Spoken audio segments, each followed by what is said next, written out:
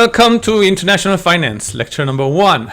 My name is Andy Kim, and before we start, let me state it clear. The prerequisite of this course is at least 2 finance classes before this lecture. If this is your first or second finance class ever in your life, then drop it, okay? If this is your first or second finance course, okay? If you cannot allocate at least 8 hours of studying, excluding this class or any class discussions, right? Drop it as soon as possible. Bye bye, 再见, au revoir, tschüss, right? Agenda, okay? Today I'm going to introduce myself and introduce the course itself, okay? Now, if it were regular situation, then I must have seen you face to face in classroom and we must have had a lot of fun.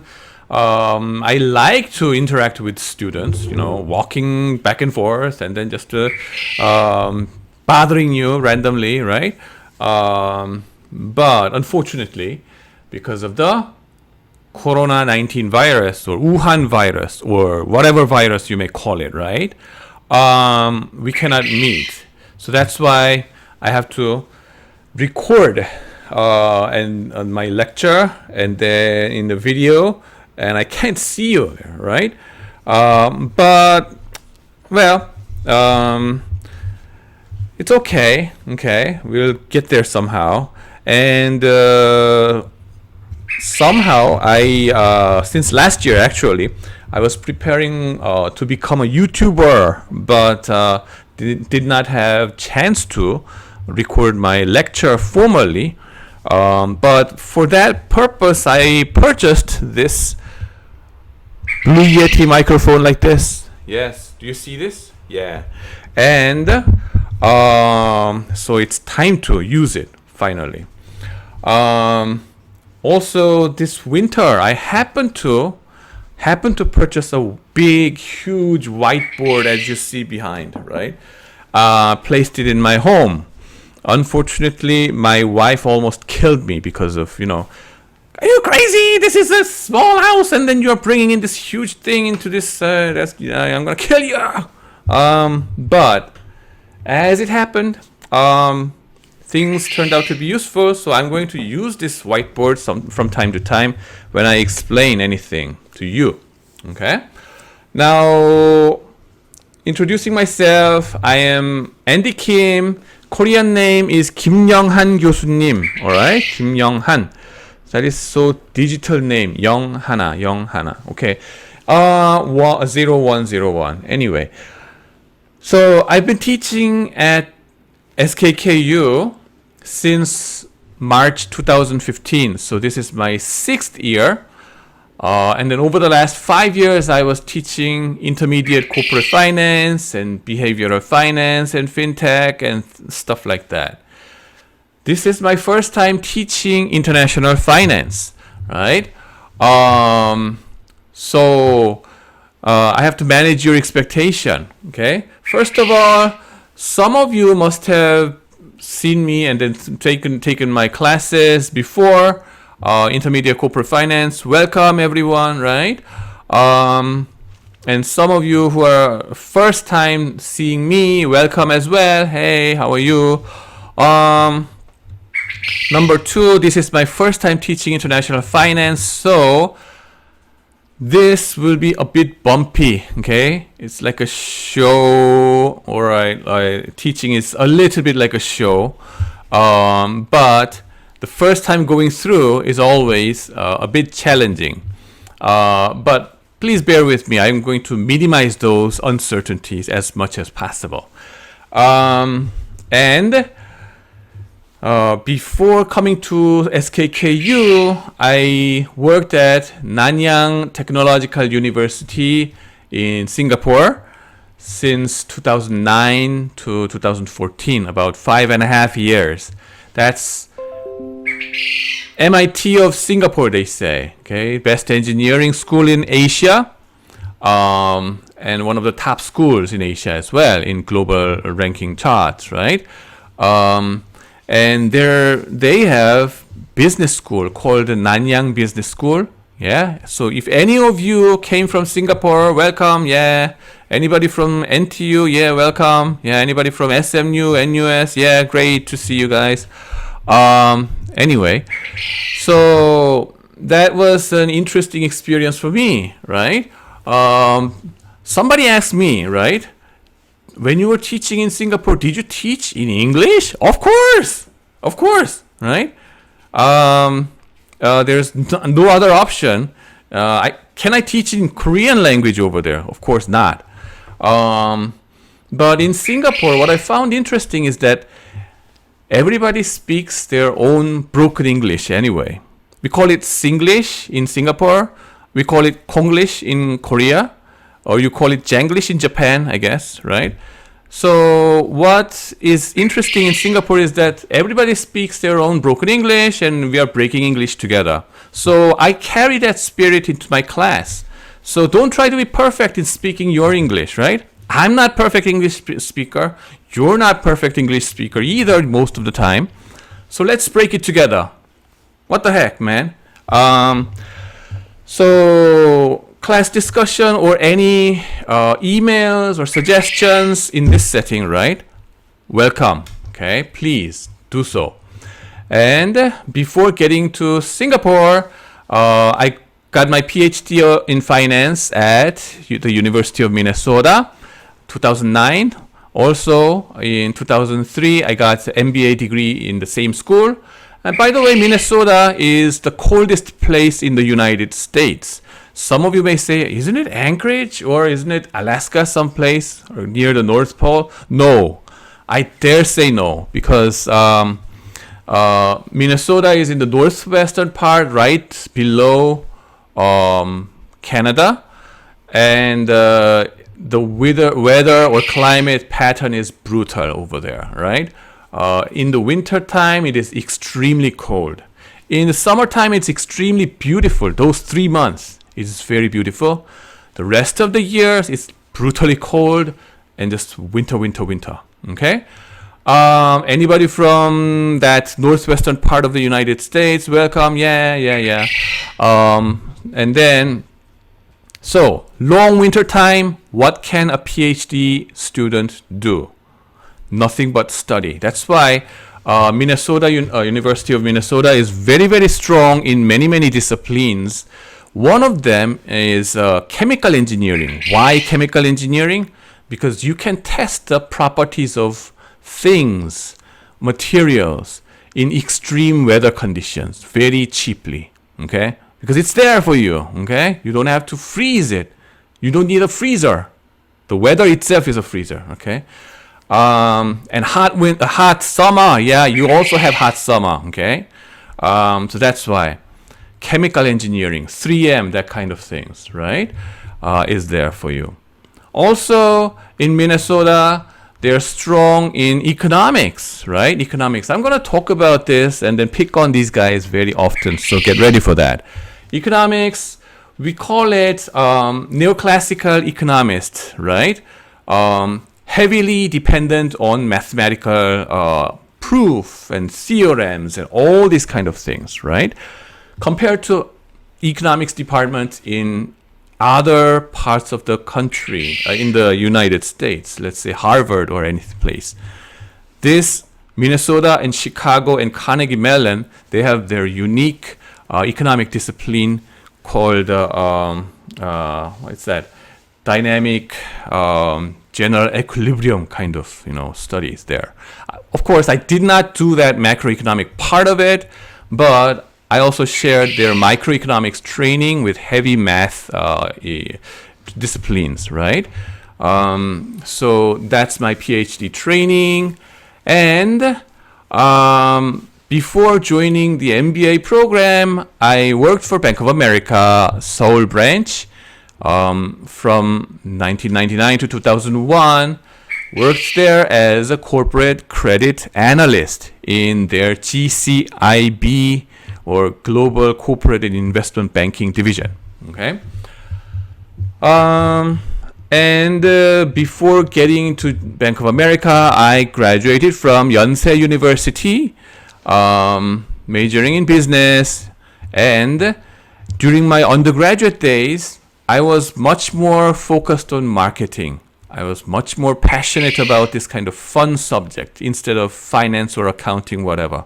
I never knew that I would end up in finance, but situation unfolded that way. So much so that not just me, but more than half of my marketing club students, right? MARP, or marketing all-round players, right? More than 70% of my colleagues ended up in global investment banking. Goldman Sachs, Merrill Lynch, or Bank of America, or whatever you call it. Credit Suisse, Hong Kong, right? Couple of things to notice for undergraduate students, you guys, right? You never know what you're gonna get. Okay, you never know what you're gonna get. Life is like a box of chocolate that goes the Forrest Gump, right? You're like a white paper, okay, new fresh white paper, 도화지 kind of things, right? So that you can draw whatever you want as you get a job, okay? So if you, okay, simply because you are in my class does not mean that you will never end up in marketing business, okay? And simply because you are much more focused on marketing, that does not mean that you will never ever be in finance at all, okay?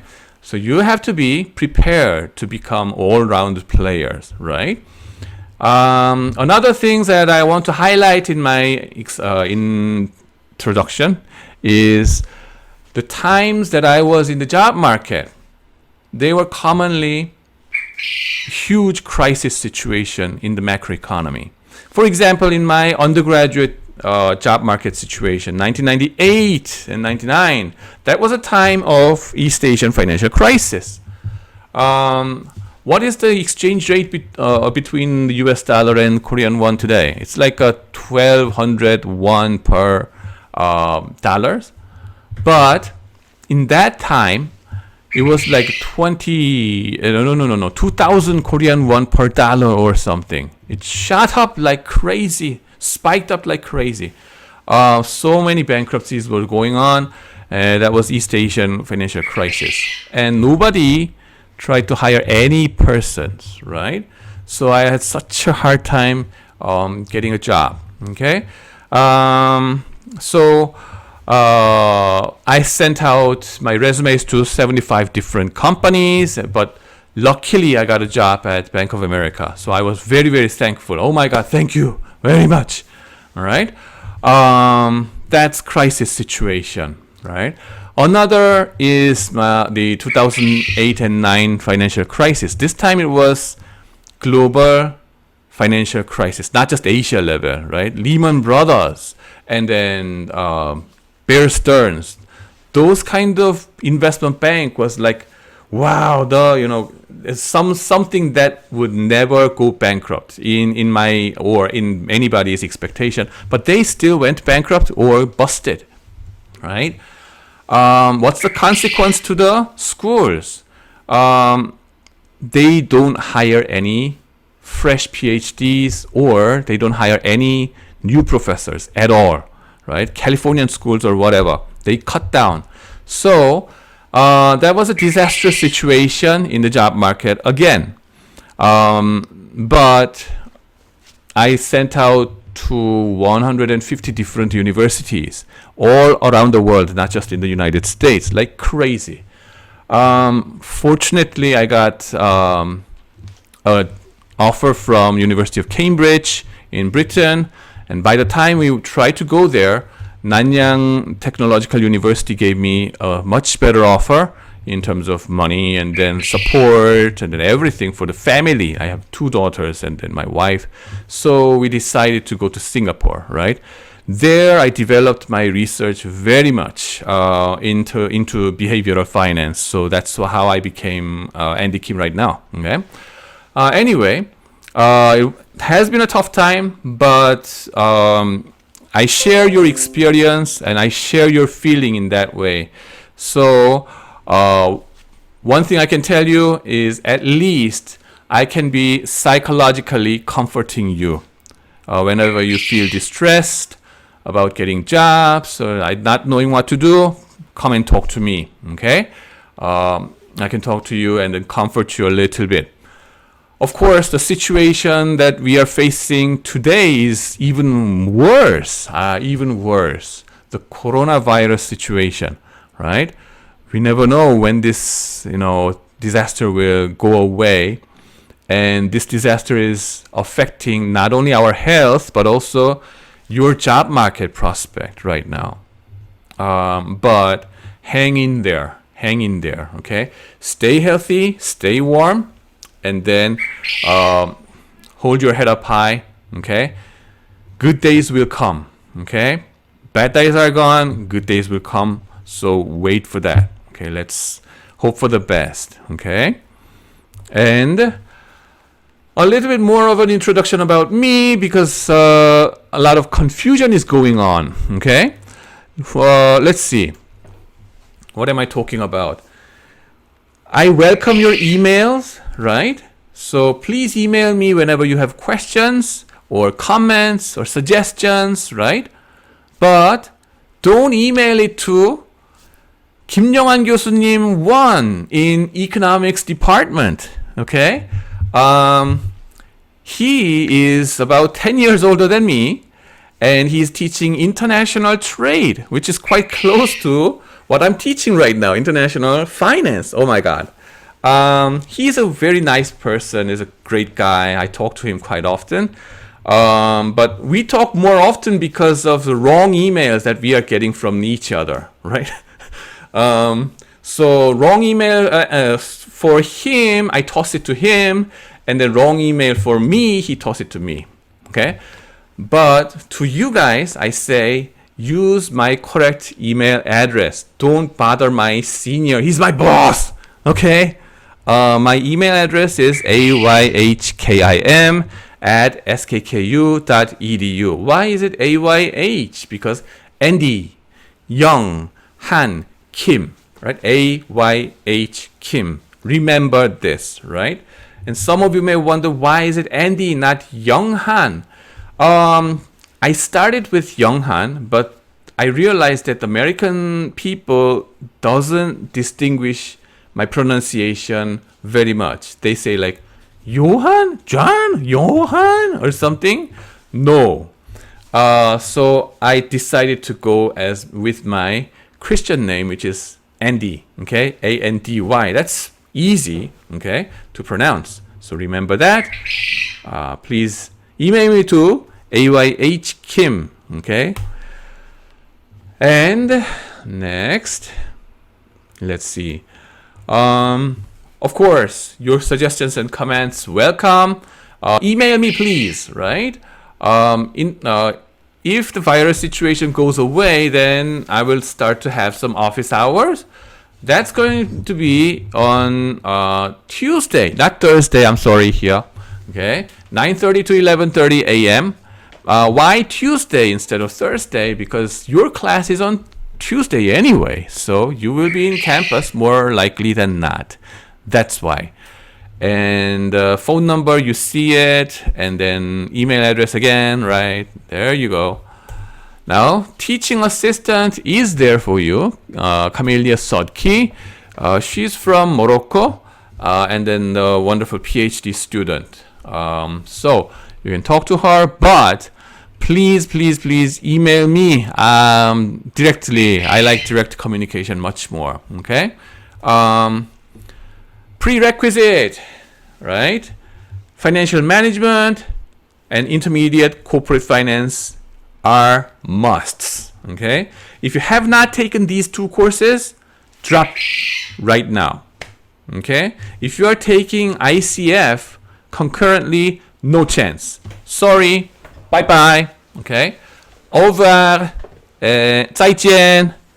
Sayonara. See you next year. And I need to talk about why anybody should be wanting to study international finance, right? I have about 5 to 6 different reasons, okay? And see if you like it. So the first reason that you want to learn international finance is your career aspiration. Your career aspiration, yes. I did the GBA student survey, Global Business Administration student survey, last year and this year again. But last year, picture I show you over here. This year's result is pretty much the same. Now, what did I ask? I asked, well, what do you want to become after graduating this program? Okay, here are the list of job categories, right? And then pick the one that you want to do most, right? And I asked the second question. How about your parents' expectation upon you? What do they want you to become? Okay, what kind of jobs that do the students want to do? It's shown in the blue bar, and then the parents' expectation is shown in the red stripes. Okay. Now, let's see the students' aspiration first. Okay, let's see the students' aspiration. Most students want to work for foreign companies, either their headquarters directly or the Korea branch or other local branches in different countries, right? The second aspiration is working for chaebol companies. Chaebol has nothing negative about it. This is Saibatsu in Japan or Keiretsu kind of structure. Standard jargon, by the way, in the international finance is now chaebol, not Saibatsu, okay? Now, chaebol companies like Samsung Electronics or something, that's our students' best aspiration. And one of the things we want to notice is that these chaebol companies, now they have such a global presence, so much so that when they hire you, they don't put you to any Korea's local branches or headquarters, but they are more likely to put you into the international division or international branches, okay? And then the next aspiration was far below, that is CPA. And then equally likely is some finance positions like investment bankers. And some people wanted to become like venture or entrepreneurship, and then the rest goes down, okay? Then what is really interesting is the contrast between what you want to become and what your parents want you to become, okay? Your parents expect you to get a job in public service. Wait a minute, this is not public administration department. I'm not teaching public administration guys here, right? This is business school. Your parents sent you guys to wrong schools, or maybe you guys are fighting a lot with your parents, okay? Your parents, it seems like they want a very, very stable job, okay? Job security number one. Well, there is a reason why, right? Because after living like during their days, right, when they were college kids, they never had this kind of uncertain situation. They were extremely lucky in getting jobs. They had no worries in getting jobs in Samsung Electronics, even after partying so much and getting bad GPAs. But nowadays, situation is totally different. So that's why they are very, very scared, and then they are urging you guys to become public servant or work for financial institutions that belongs to the government or government-supported banks. For example, Kexim Bank or Kexim Bank. What the heck is that? Korea Export-Import Bank. Sounds familiar? 수출입은행, 수은, yes. Some of you say this is your dream job. Okay, I recognize that. Okay, but here is the reason why you want to study international finance, right? Thinking about your own career aspiration, MNCs, working for MNCs, or investment banks in their international divisions requires solid understanding of international finance, FX, that kind of things, right? Foreign exchange risk. Also, working for Exim Bank kind of places, right? Government-sponsored banks. You need to have solid understanding in international finance. So, period, right? Moreover, blockchain and fintech are hot in fashion these days, and some of them are dealing with this kind of FX-related transactions, right? Some of the students come and talk to me and say, "Oh, professor, when I was doing an interview with Exim Bank or with kind of places, they were asking some international finance related questions like trade finance concepts, but I never learned those things in my college days." Well, this is the class for that kind of purpose. All right. Now, the second reason we want to study international finance, or the second reason that I want to teach you for international finance, is my work experience at Bank of America. Trade finance is the one that I was involved with, right? Helping international trade. Okay, this is the most basic work for you. Okay, when you get a job in any foreign banks, it's like a bread and butter thing. Okay, you will need to familiarize yourself with this kind of concept. And international corporate credit lending is the thing that I was in charge of, right? And then correspondent banking is the thing that I was working for, right? International corporate credit lending, what is that about? Well, lending money to companies in other countries, that kind of stuff. And I was, analyzing the credit qualities or the default probability kind of things of Samsung Electronics or CJ or LG Chemical and LG Electronics and all these kind of things. That is directly related to international corporate credit lending. Sometimes I was involved with international syndicated loans. That's typically, that's the most typical thing that you're going to do in foreign banks in international corporate credit lending.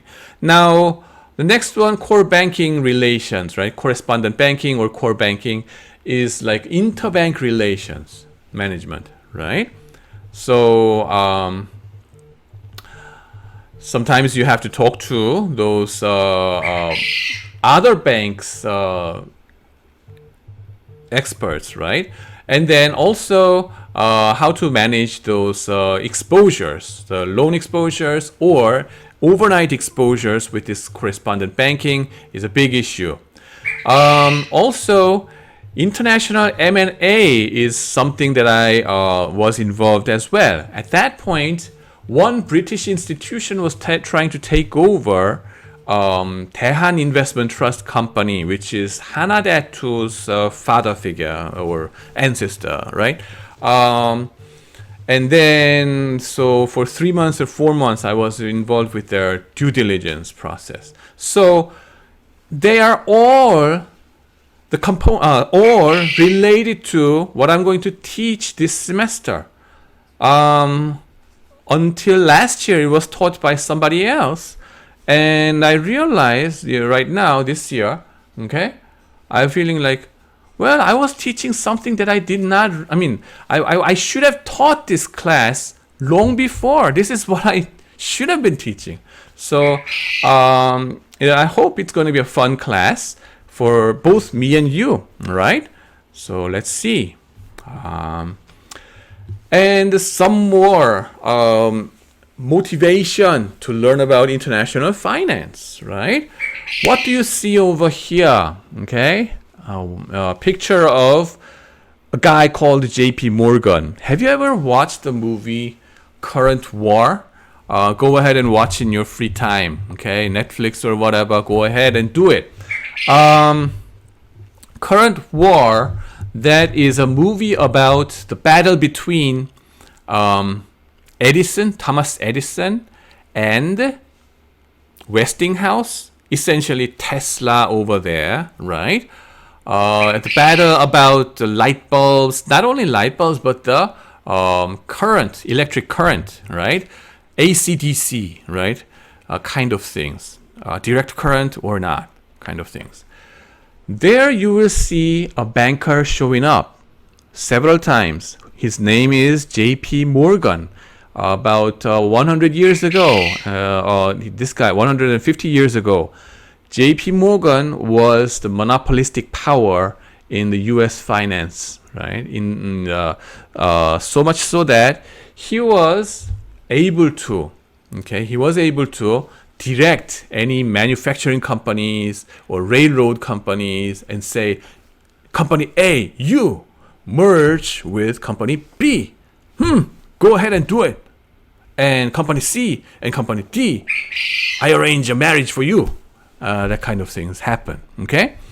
In the movie, you are seeing that, right? How the General Electric was set up by J.P. Morgan. He was convincing and saying to Thomas Edison and say, I'm gonna combine your company with another company, and then start a name General Electric, right?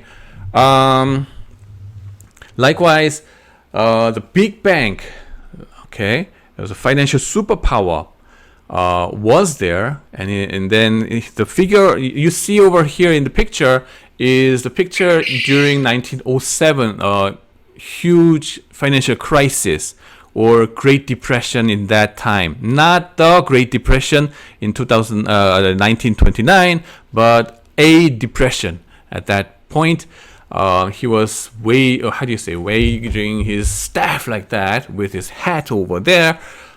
He was so much of an iconic figure, so much so that the board game Monopoly uses his figure like this, okay, resembling like him. And J.P. Morgan is the name that you want to remember throughout this class. And right now, the J.P. Morgan has become J.P. Morgan Chase. And you see Jamie Dimon, the CEO, and he is the last man standing, they say, after 2009 financial crisis. All the major guys were gone, but this guy survived. Okay, perhaps one of the biggest and the most influential companies in Wall Street right now. Want to remember that. And what do we see over here? This is Rothschild, right? Nathan Rothschild in Britain. But this family started from Frankfurt, Germany, right? About 250 years ago, right? And they were essentially controlling the whole European politics, international politics, over the 19th century, right after the Napoleonic War, right? When there was a conservative backlash movement all across the European monarchs, they were financing those European monarchs. And then before that, how did they become rich, right? And set up their names, right? You see one of the cases over here when the Hessen-Kassel's elected king, which is one of the 200 different countries in German landmass, right? Was patroning on this Rothschild family. The Rothschild family, Meyer Amschel Rothschild, the father of this Nathan, right, that you see, the father, started money exchanging business, okay, currency exchange. think about how many different coins must have been there. Okay, given that there were 200 different countries in Germany, right? Preußen or whatever, Bavaria, and then all these kind of things that you see, the flags that you see, right? Nowadays in Bundesliga, right? Those were all different countries and different coins were there, different currencies. And these guys were changing their coins and keeping some old coins as a precious metal or precious, how do you say, a souvenir or whatever, that serving this kind of kings and noble people. And at some point, at one point here, what you see in this picture is this, as far as I remember. As Napoleonic War broke out, Napoleons and then those French Revolution people, right? They were against the European monarchs. So they were expanding and then, how do you say, conquering all around Europe, and especially the German part of the land, right? And then, so for this kind of monarchs, they had to run away. But they cannot just freely run away because they have too much money, okay? So some of this money has to be hidden. They have to hide it somewhere. And then, so this guy came to Rothschild and say, please hide my money somewhere in your backyard or someplace. So you see this treasure box, right? So this private banker Rothschild said, yes, okay, I'm going to keep it and keep the secret as much as possible. And that's why, and then they survived this Napoleonic War, and then the money untouched. And then later returned this money to this Hessen-Kassel, right? So they were building up this close political relation. As we are going to talk about this later in our international finance class, because geopolitical risk or political risk of each different countries is a huge factor that you have to worry about, right? These things affect your FX fluctuation, and this is one of the interesting case that you want to see it, right? And then all that I'm trying to say is that the big names of banking industry set up their business closely related to this FX related business, foreign exchange related business. And then here comes Deutsche Bank. Deutsche Bank, I have to sound more like German, right? Deutsche Bank started in 1870. 1870. Now it's one of the largest institutions in the world, right? And then, how did it start? Well, they started to support something called trade finance. Trade finance, what is that? You want to say?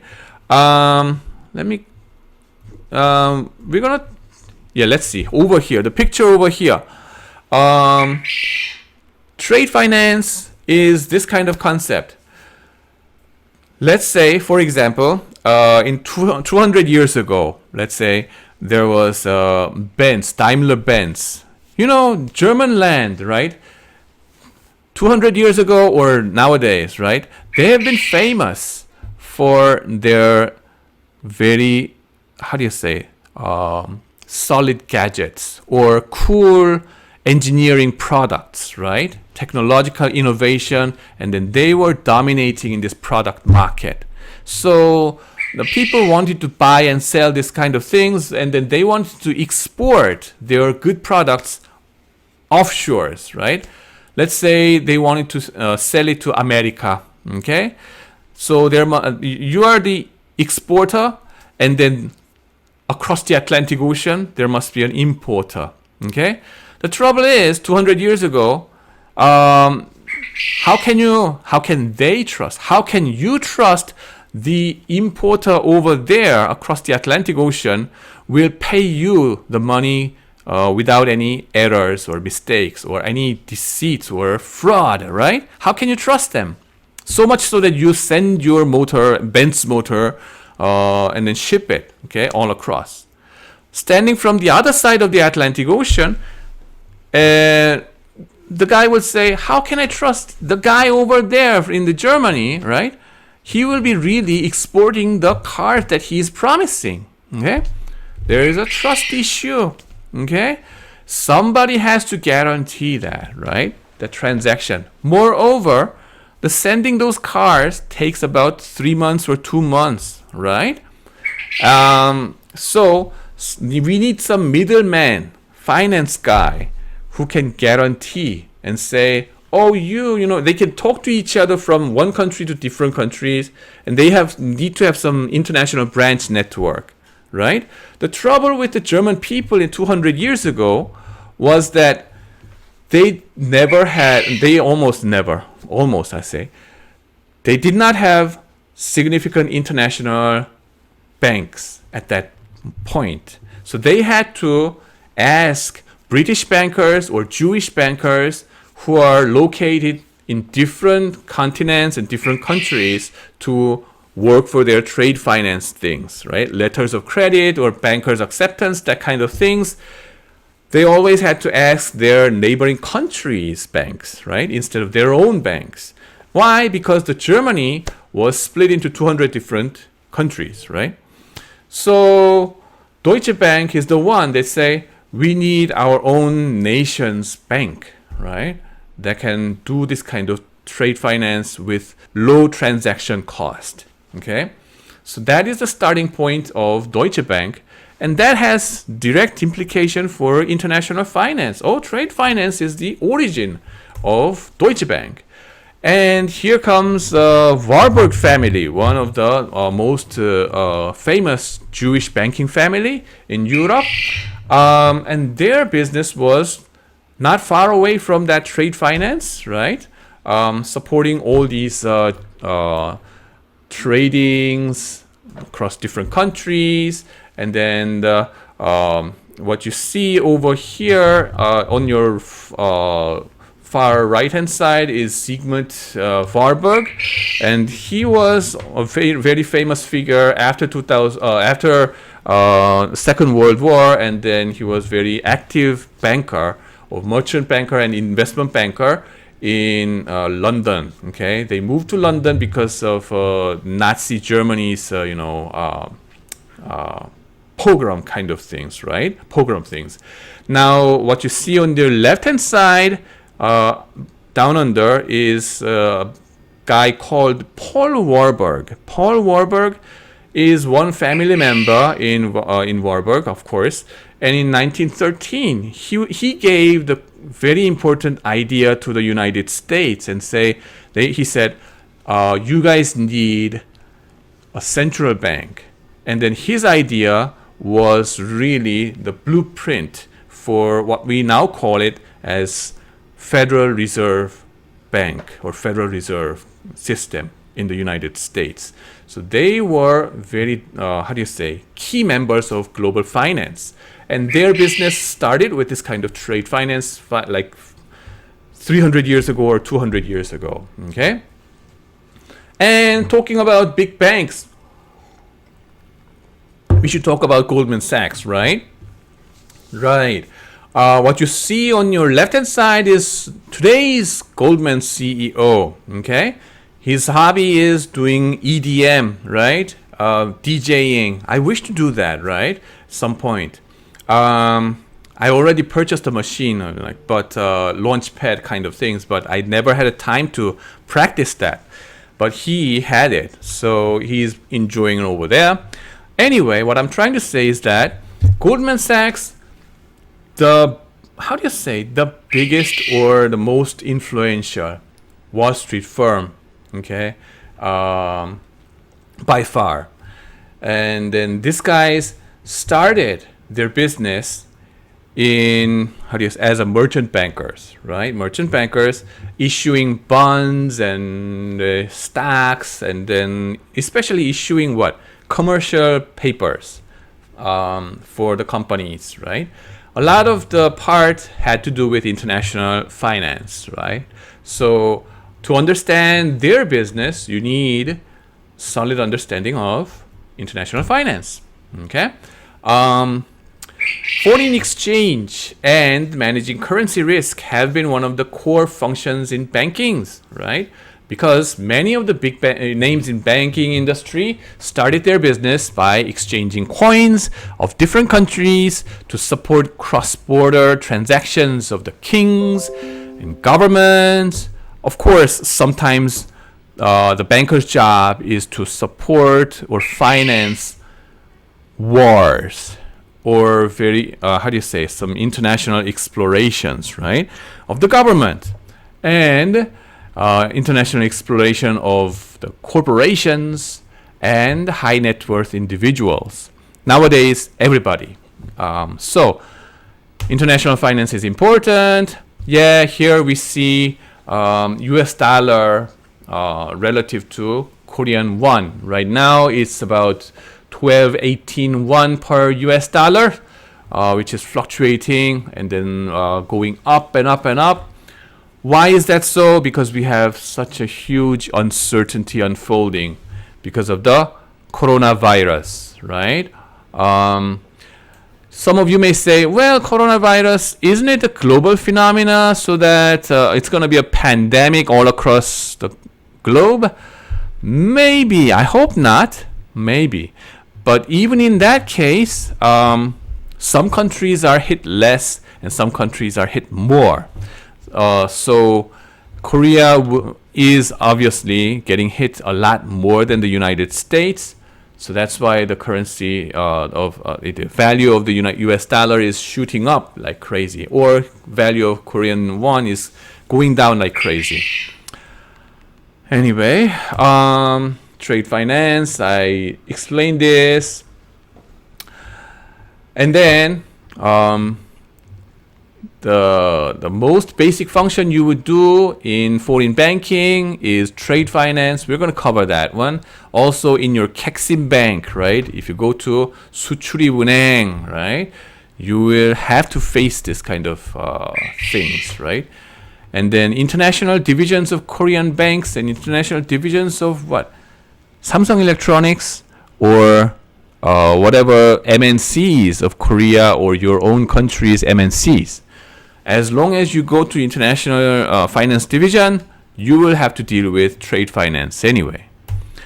And another reason you want to master international finance is to be able to cater the needs of global investors as asset managers. If you want to get a job at BlackRock, Vanguard, State Street, or Samsung 자산운용 kind of asset management companies, one of your important jobs will be about international portfolio management.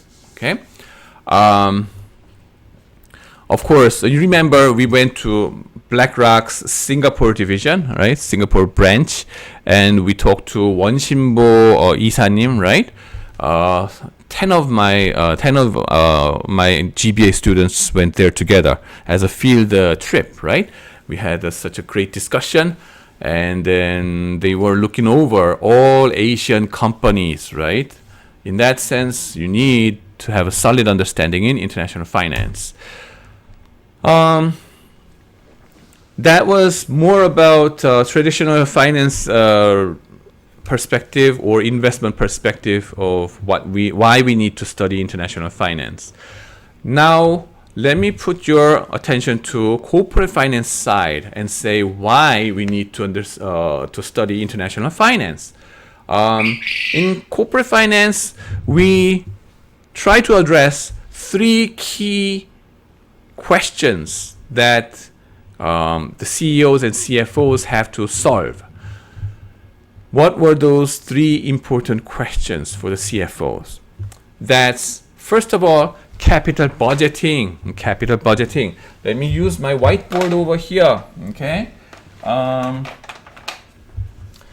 Capital budgeting, that is about your balance sheet, right? Especially the left-hand side of your balance sheet. Capital budgeting.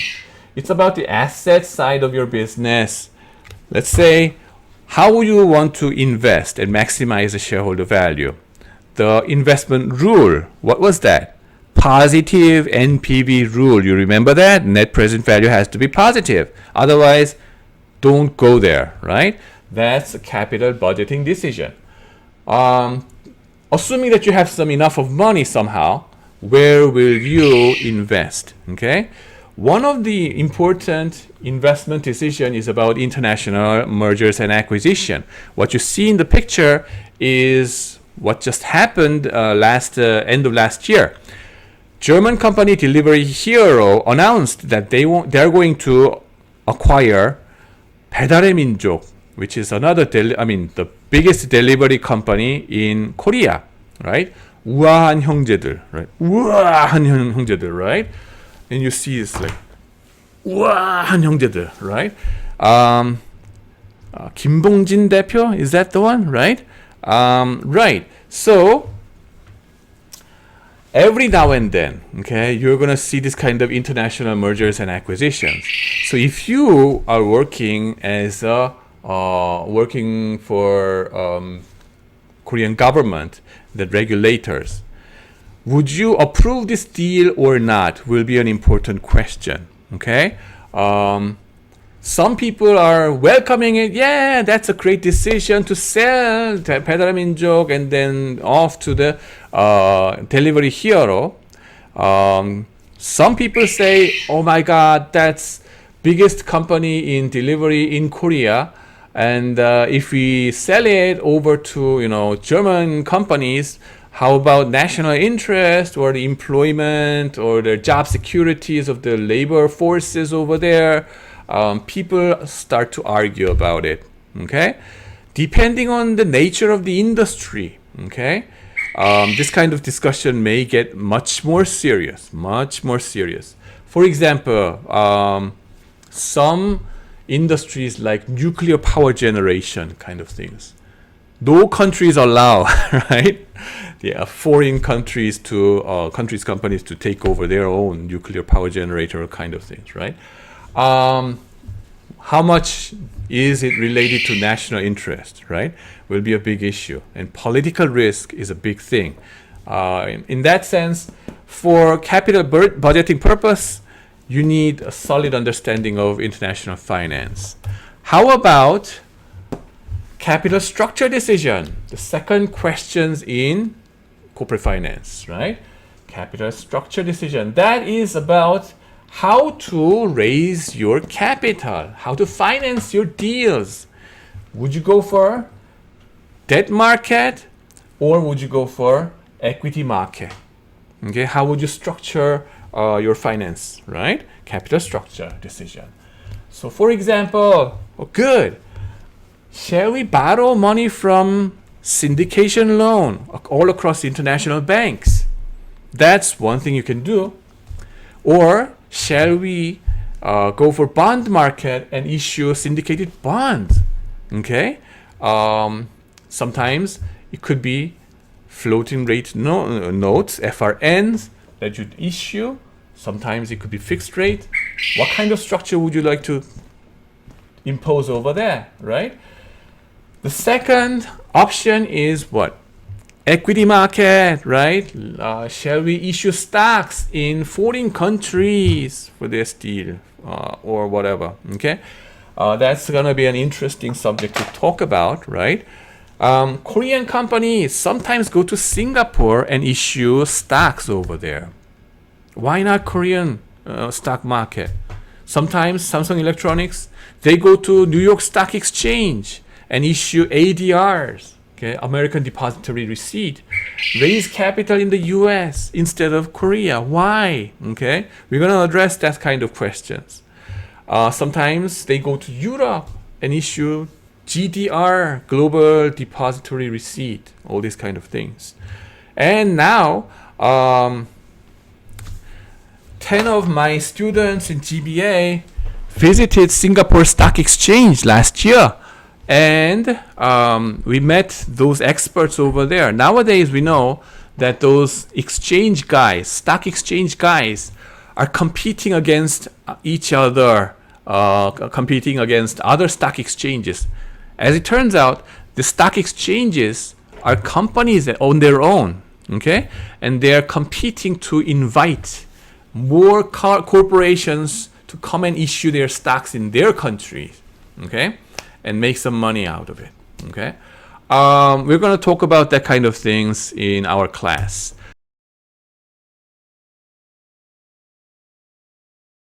Why study international finance from the perspective of dividend payout policy? What you see in the picture is Elliott, right? Elliott, the hedge fund or private equity manager. This guy not only bothered Samsung Electronics, but also bothered Hyundai Motors, right? Why? He was demanding. He became one of the major shareholders there, and then demanded to pay more dividend. Okay, demanded to pay more dividend to the company. Well, what is that? Okay, why is that the problem? Okay, if you look at the income statement, this has to do with your dividend payout policy, right? After working hard, you're generating revenues and taking care of the cost and getting the net incomes. You have a choice as a CFO. Some part of it you have to reinvest to your companies, to the equity holders. Why? To grow your business, right? If you don't reinvest, no growth, right? The remaining part of your net income, you pay out as dividend to the shareholders. Party time for the shareholders, right? Good, right? Why don't you pay out all of them? But East Asian companies, we've been trying to grow our business so fast, so much so that almost always we reinvested 100% of the net income to our future business. Now, these guys, Elliott is coming as a new shareholder from the foreign countries, right? They're demanding more dividend payout. Why? Why? Don't they want any growth from the companies? They do, but why do they ask for dividend, right?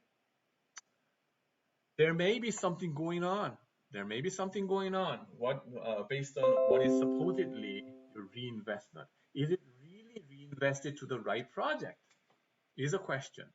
Or is it wasted by the CEOs and CFOs or the chairman, the king, the royal family, right?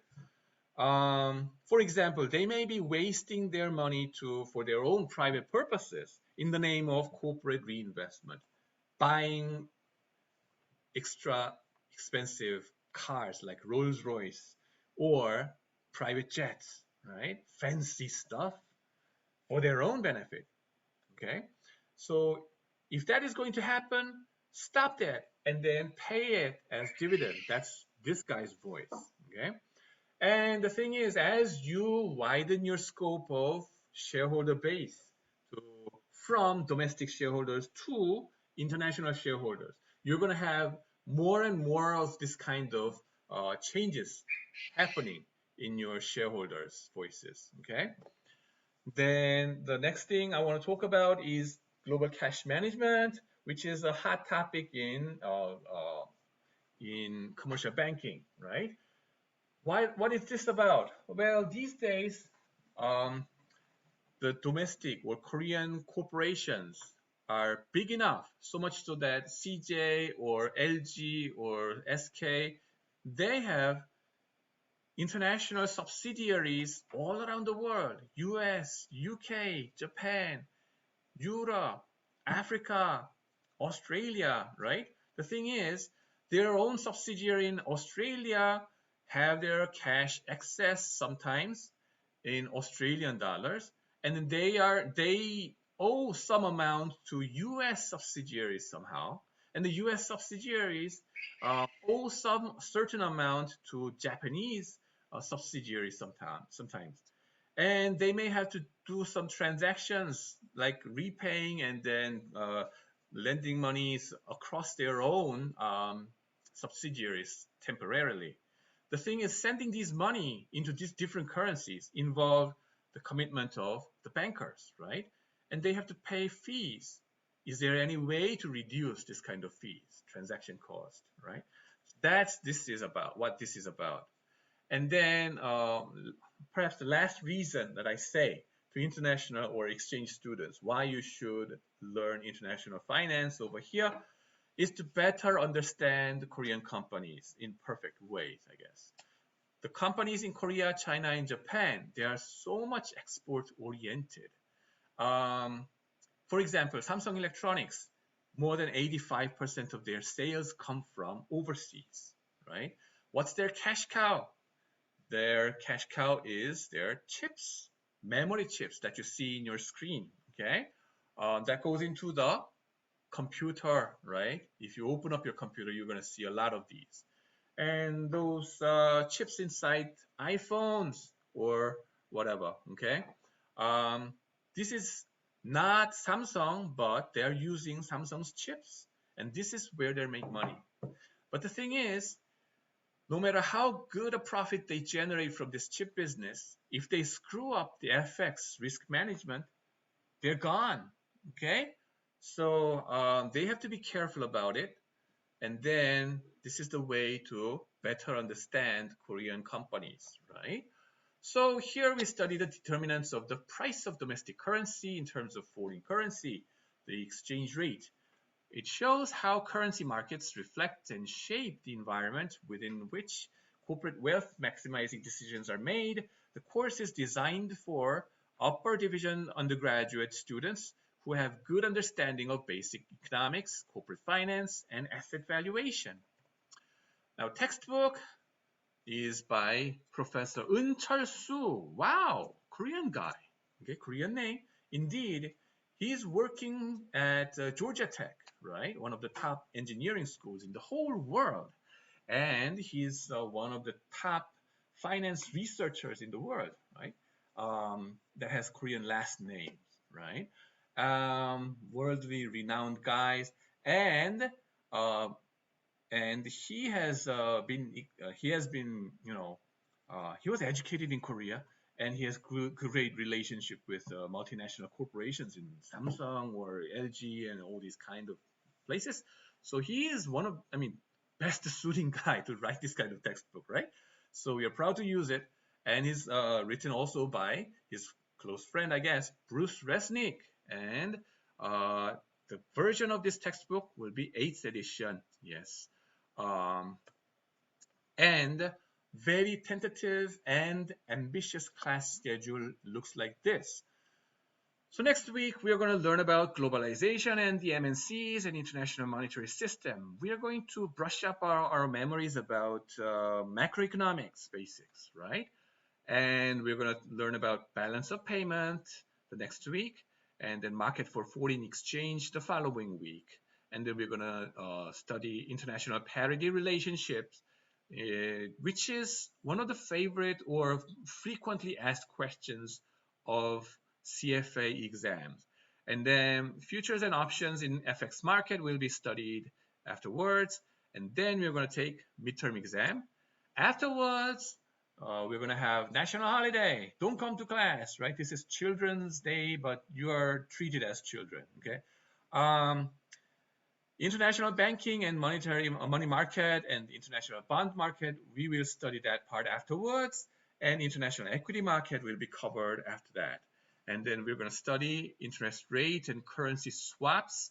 And we're going to study foreign direct investment and cross-border mergers and acquisitions. And we'll study corporate governance around the world on the same day. You may wonder, that's chapter 4 and chapter 16. The order is something strange. Why don't you go in the pure numeric order? Because we are trying to invite a guest lecturer, Mr. Kim Young-gi. He is the managing director of JP Morgan in Korea. He is the supervisor of the cross-border mergers and acquisitions done by JP Morgan, okay? So he is the boss over there. Now, he turns out to be, he is my college day friend. So we are trying to invite him as a guest lecturer so that you guys meet him, and then let yourself known to him. Right? Hopefully, it's going to be a great opportunity for you guys. But this one is, dependent on not only his availability, but also the virus situation as well. So we want to be careful about it, okay? So keep that in mind. This is very tentative schedule. And then afterwards, we're going to learn about international portfolio investment and international capital budgeting. Then we'll move on to multinational cash management and international trade finance. And finally, we're going to take final exam. That's our schedule. And you see some homeworks are ready for you. Yes, we're going to talk about that. Attendance and participation takes up about 10% of your grade. And individual homework, 10% of your grade. Individual essay, 10% of your grade. Midterm exam, 30% of your grade. Final exam, 40% of your grade. And this is relative performance evaluation. Okay, you guys are curved, but compared to whom, right? In this class, we're going to have two different baskets of students. One basket is exchange student basket. The other basket is non-exchange student basket. So you guys will be compared with each other within your basket, right? 50% and 10% rule applies respectively. Now, never ask for a higher grade, okay? 뿔 달아주세요, okay? Or give me A plus instead of A. We say 뿔 달아주세요. Don't say it, because such a solicitation may result in punishment because the person is asking for favoritism, sacrificing his or her friends and neighbors, and besides, the 김영란 law or 김영란법 forbids such solicitation, right? 김영란 and 김영한, right? 김영한 and 김영란 over there, right? I don't know her. She's not my sister, but don't ask me, right? Okay. Forbidden. Attendance and participation, again, 10% of your grade. The system will take your attendance automatically. Valuable comments or suggestions, welcome via email. Title of your email should be RE, International Finance, your name and student ID, blah, blah, blah, so that I could classify it very easily.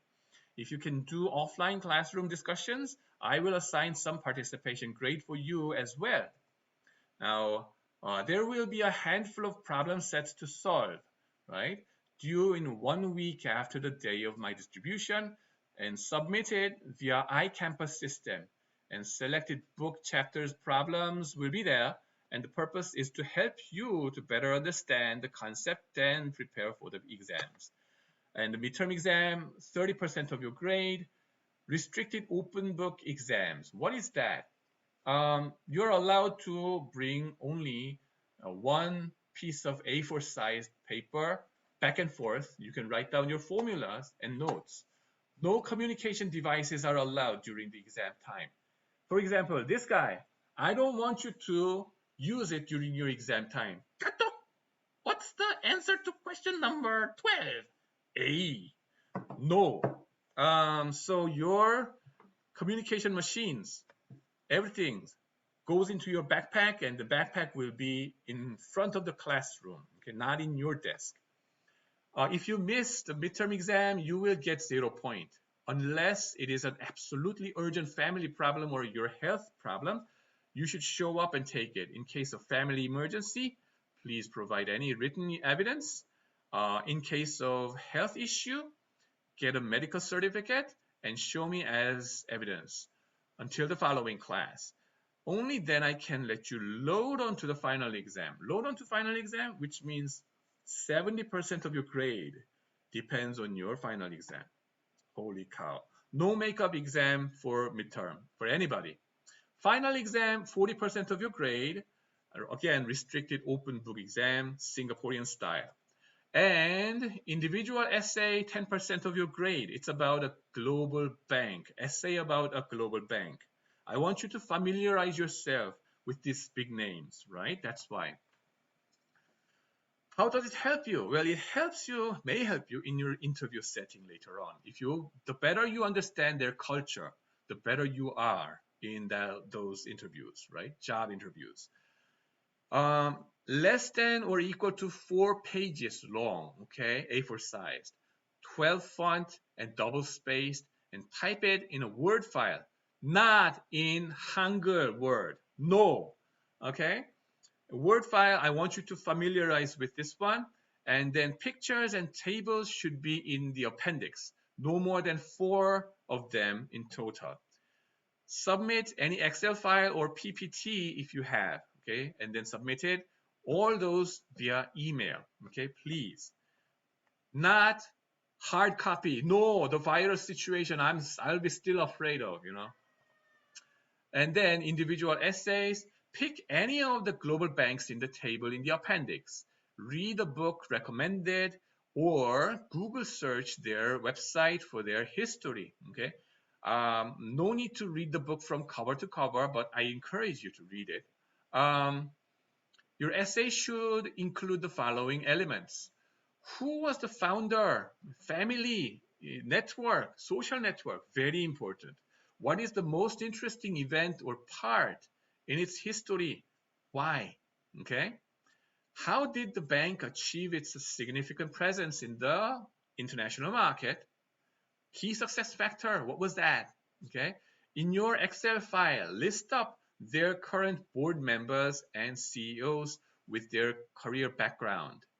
If you trace back the historical CEOs and the merger histories, showing a tree diagram of this merger histories, that would be a big plus for you, okay?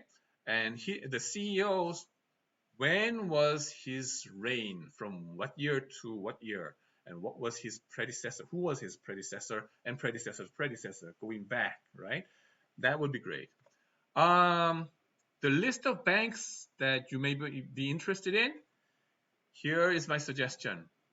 Banco Santander, that's Spanish bank. Considering the economic size of Korea and Spain, they have one global bank already. How come they are so much successful? Tell me.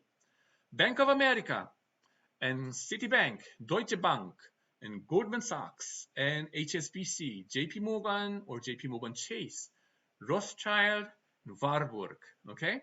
So go ahead and read this book and tell me. Calculator policy, right? Financial calculators, TA, Texas Instruments, BA2 Plus. I strongly encourage you because this is CFA's official calculator. You want to take that exam, you want to master this calculator. That's why. I have no commercial relation with these guys at all. So don't worry. You can use engineering calculator if you really want, but I'm not going to help you on that. Okay? Not my responsibility. But I can help you with this Texas BA2 Plus, even in the exam setting. Okay? Databases, words, and data guide, they are the most important data sources. So from time to time, we are going to use this kind of big data source in our class discussion. So get yourself logged in to these words and then download some of them and play with them, okay? Familiarize yourself. And data guide, you have to install it, okay? Those two, installation or login information, where to log in, the URLs are provided in your syllabus, so go ahead and read it in detail. So this is the last slide. All I can see is a black screen. Okay, can you see me? I can't see you, but see you next week. Okay, bye-bye.